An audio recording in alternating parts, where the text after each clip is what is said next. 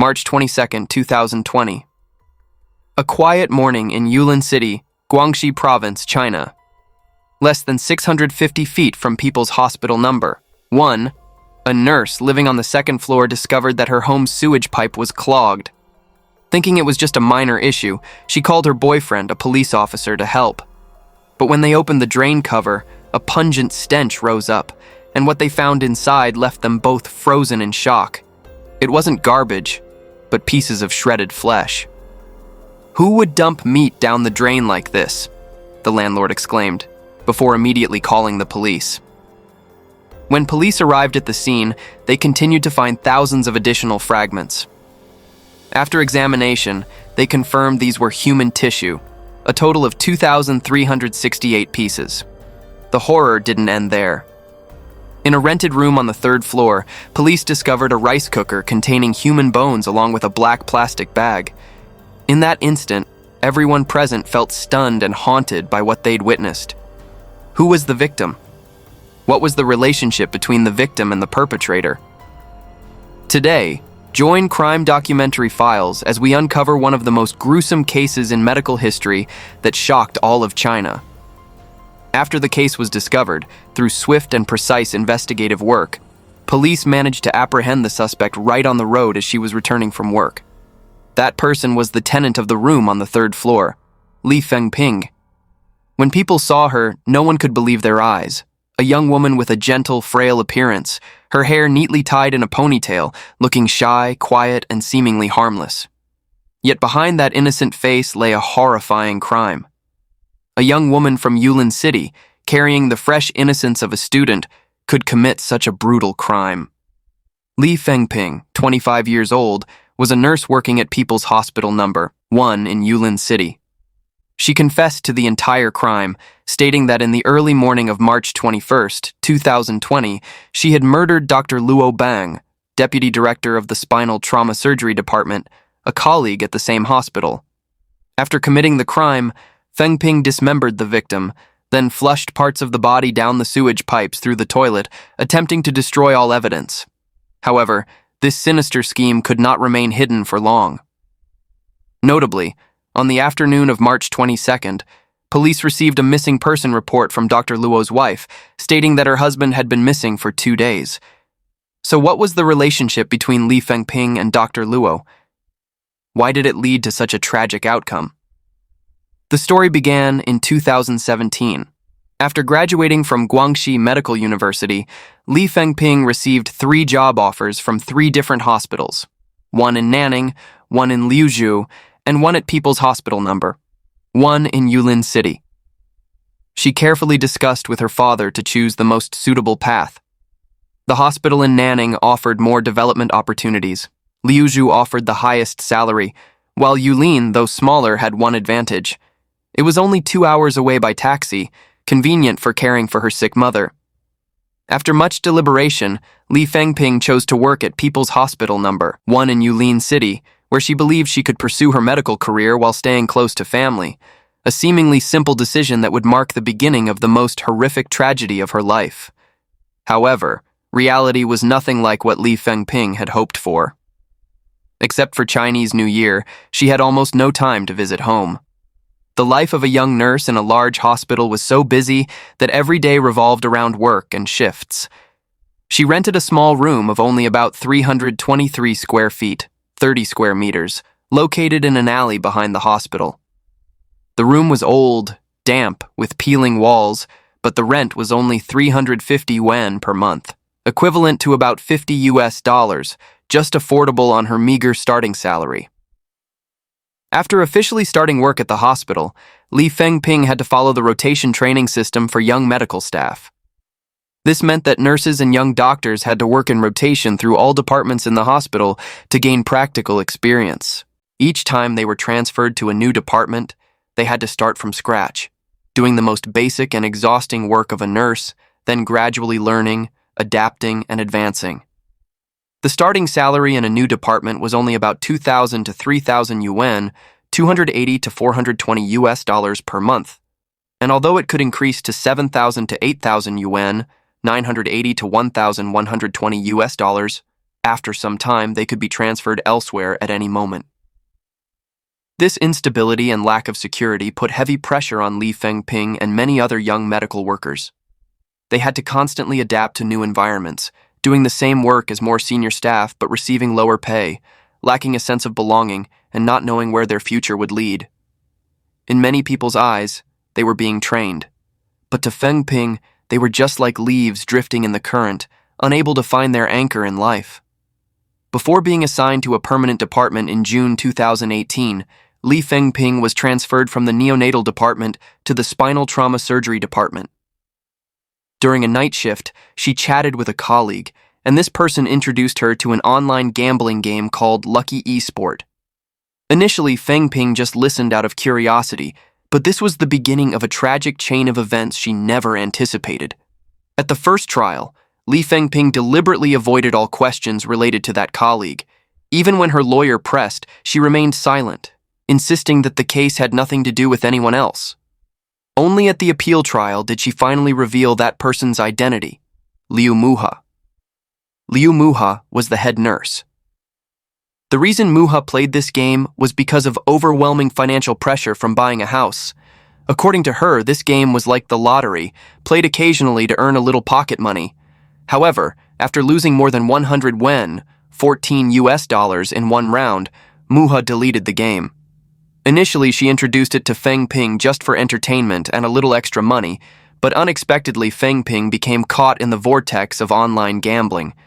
This game required no phone number registration or any personal information. Players could simply choose their bet amount with no limits. The rules were very simple. There were 10 groups of Arabic numbers. Each group would spin to produce a number from 1 to 10. If you guessed correctly, you won. Therefore, even when betting all money on even or odd numbers, players could still correctly guess a few groups. In the first few rounds, most players usually won consecutively, creating excitement and confidence that they understood the game. But winning didn't mean making money. Only by winning many rounds could they recoup the money already lost. Li Fengping quickly became immersed in this game. Money to her became just numbers on a screen. The more she played, the more she bet, to the point where daily transaction amounts reached hundreds of thousands of yuan. Sometimes she lost more than 10,000 yuan, $1,400 in just one round, but sometimes she won back all the money she'd lost. On her luckiest day, she once made up to 100,000 yuan, $14,000. But in reality, these online gambling platforms were all completely manipulated from behind. No one could be the final winner.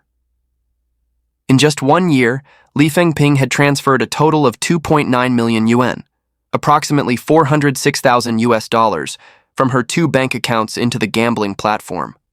For a nurse who had only been working for 2 or 3 years, this was an enormous sum. Therefore, Fengping thought of borrowing money to continue gambling, hoping to win back her capital.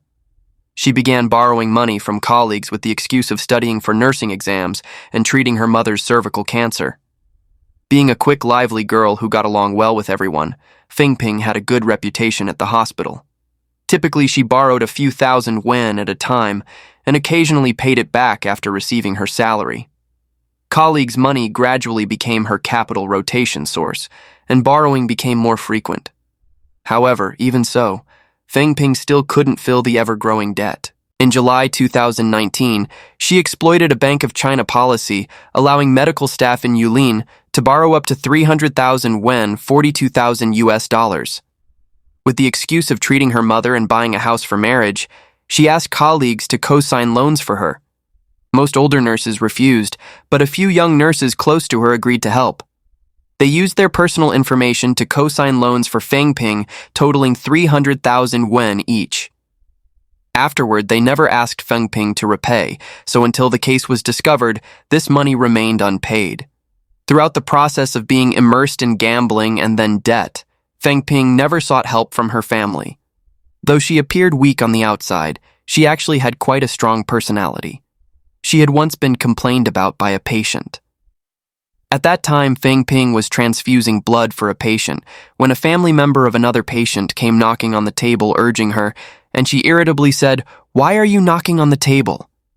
After mediation by the head nurse, Fengping had to apologize to the patient's family. This incident showed that behind her weak exterior, Fengping was a girl with a strong personality and sometimes quite hot-tempered. After many years of studying away from home, Fengping always solved all difficulties herself, and her poor family circumstances meant her family couldn't support her. Besides borrowing from colleagues in just half a year, her bank card recorded transactions with many online lending platforms. It can be said she had borrowed from everywhere possible, and the interest rates of most of these platforms exceeded the legal rate of 36%. After becoming addicted to gambling, Fengping's life became extremely contradictory.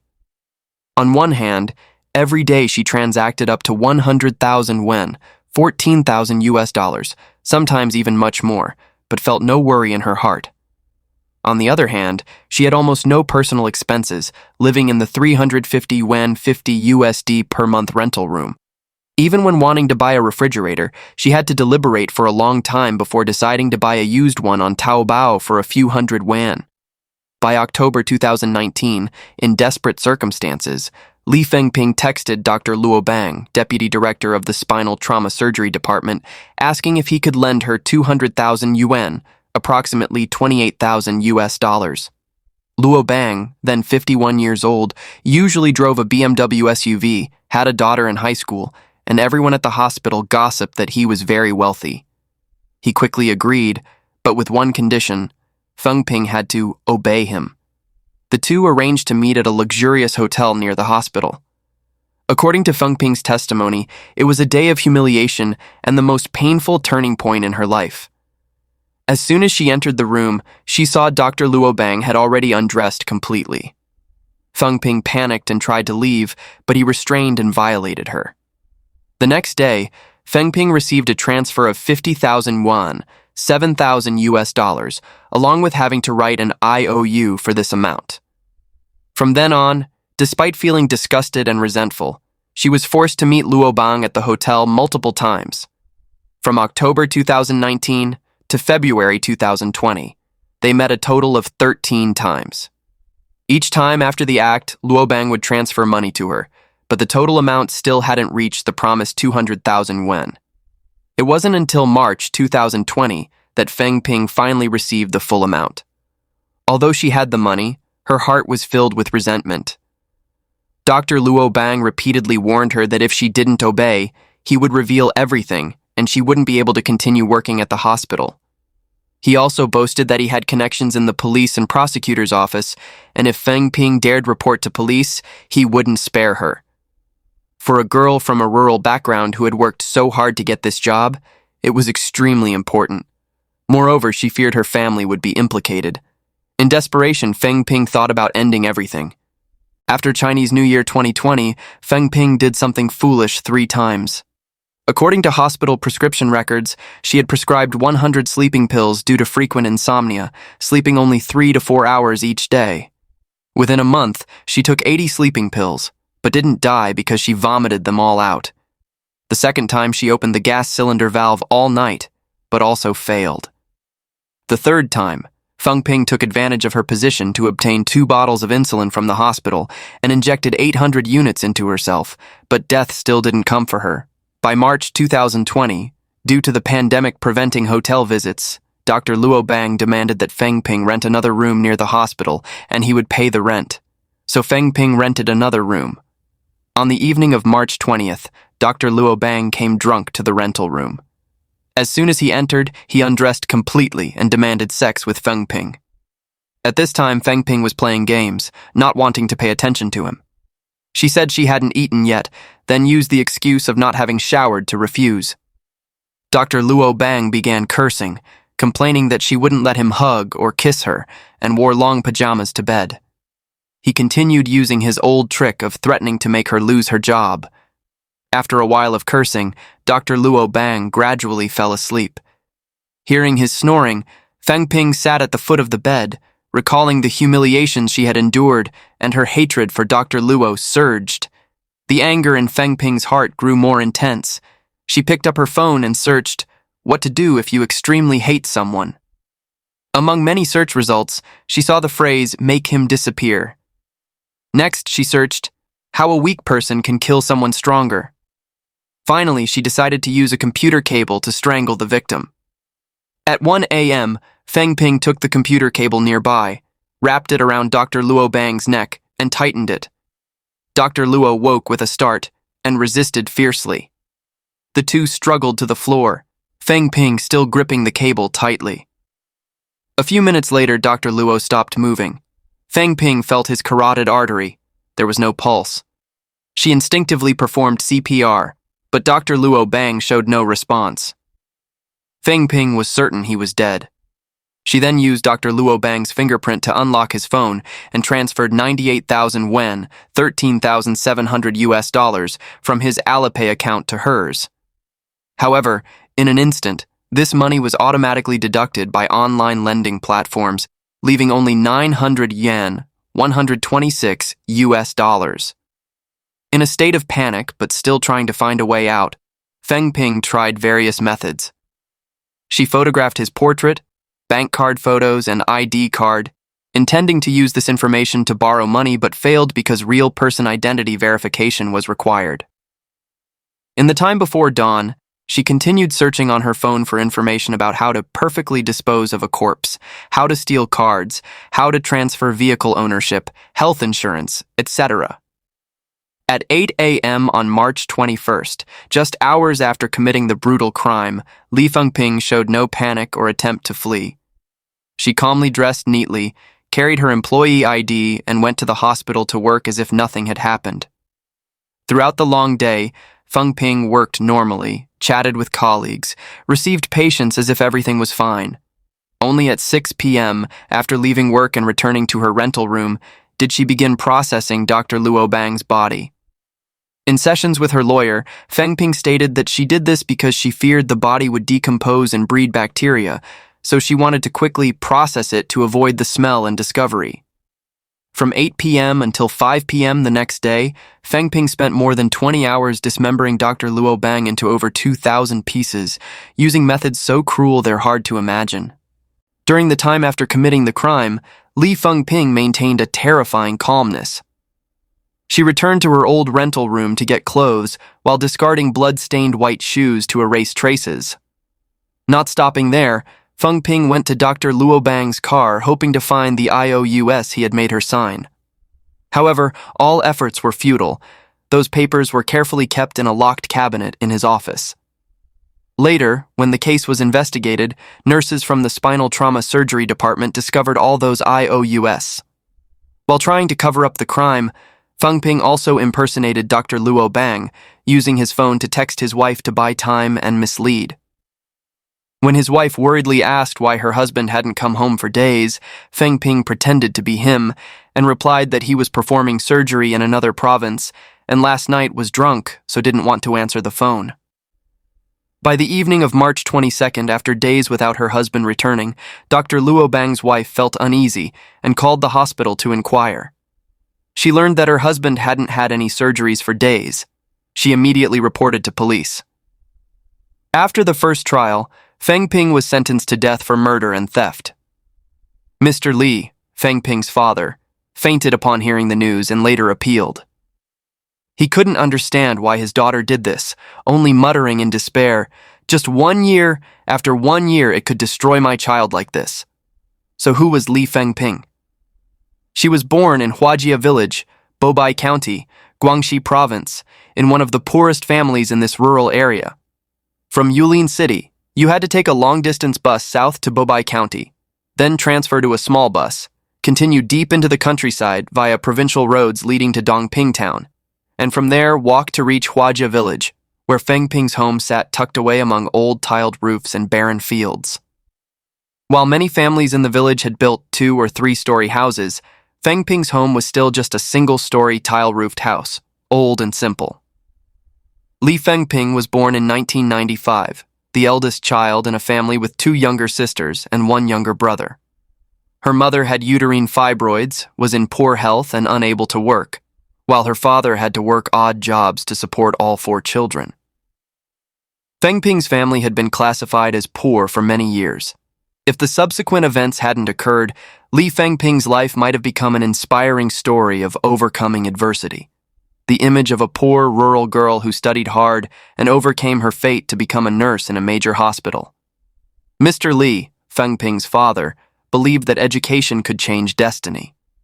He himself had passed the entrance exam to the county's key junior high school, but because his family was too poor, he could only study for 1 year before dropping out. Therefore, he made it his life's goal to ensure his children received proper education. Despite family hardships, all 4 of his children attended school. Besides Fengping, his second daughter also passed the entrance exam to a teacher training school in Guangxi. His third daughter and youngest son were both studying at the county's best high school. Fengping's father said, "My daughter was like a second mother in the house. From elementary school to junior high, she studied while working. When her mother was away, she had to care for her siblings and couldn't go to school, yet she was still one of the top students in class." With her academic performance then, Fengping could easily have entered the city's best high school, but she ultimately chose vocational college. The reason was that her father believed vocational college only took 5 years, while high school then university would take at least 7 years. To start working sooner, it was better to choose vocational college. Fengping followed her father's advice. Her choice to study nursing was also related to family circumstances. Because her mother's health was poor, studying nursing would be more convenient for caring for her mother. She was the first child to fulfill her father's wish, and one of the few students from the village to study in Nanning. After passing the vocational college exam as a child from a poor household, Fengping received a tuition subsidy policy of 6,000 yuan, $840 per semester. At university, she maintained excellent academic performance and was even president of the Student Psychology Association's publicity club. Fengping's father's dream was for her to leave the poor, backward countryside. He didn't want his daughter to send money home, didn't want her to marry a local or buy a house in the village. Now his daughter had a degree, skills, and a stable job. If nothing went wrong, in a few years, she could buy a house with installment payments in the city. Even better, she might find a boyfriend in the city, and her life would be stable. But suddenly, all of Mr. Li's pride and faith were crushed by reality. In fact, Mr. Li had long since stopped understanding his daughter's world.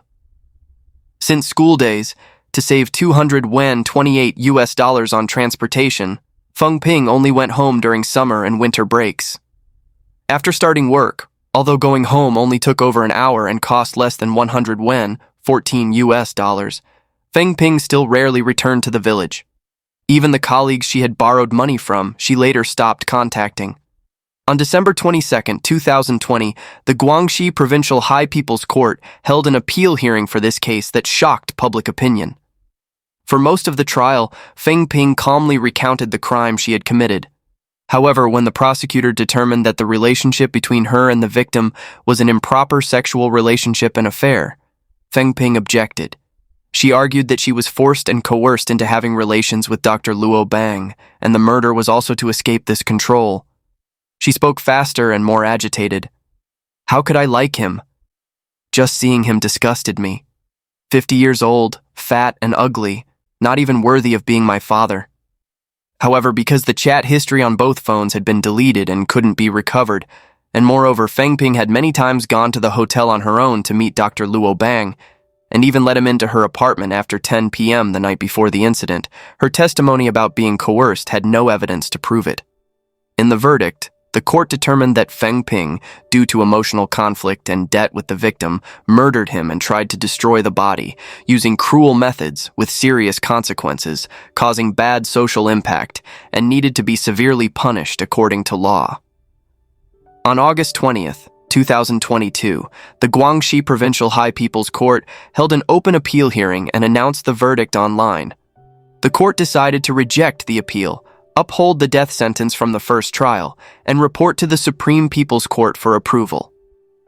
The case of Li Fengping is not just a cold-blooded crime, but also a wake-up call about the silent, destructive power of gambling. From a promising young nurse with a bright future and filial devotion to her parents, she stepped into the vortex of greed, debt, and despair. In just over a year, Fengping pushed herself from someone who saved lives to someone who took a life. Li Fengping's story is not just an individual's tragedy, but a harsh reminder about the trap of online gambling, where all participants are prey. One click can begin the collapse of an entire life, and that is today's case. Thank you for following along, and see you in the next videos.